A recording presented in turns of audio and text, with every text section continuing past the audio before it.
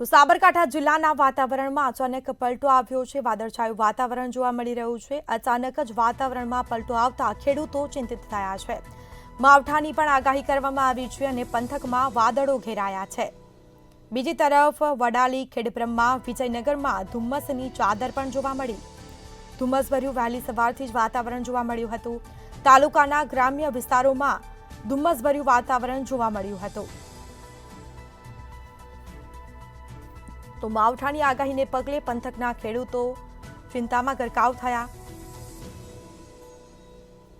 કમોસમી વરસાદને લઈને બટેકાના પાકને નુકસાન થવાની ભીતિ ખેડૂતોને સેવાઈ રહી છે। તો એક તરફ માવઠાની આગાહી કરવામાં આવી છે અને વાતાવરણમાં એકાએક પલટો આવ્યો છે, જેના પગલે ખેડૂતો પર આભ ફાટ્યું હોય તેવી પરિસ્થિતિ, કારણ કે ખેડૂતો છે તે ચિંતામાં ગરકાવ થયા છે। શિયાળાની ઋતુ ચાલી રહી છે અને રવિ પાકને મોટા પાયે નુકસાન થઈ શકે છે। તાલુકાના ગ્રામ્ય પંથકમાં પણ વાતાવરણ છે એકાએક વાતાવરણમાં ધુમ્મસભર્યું વાતાવરણ જોવા મળ્યું।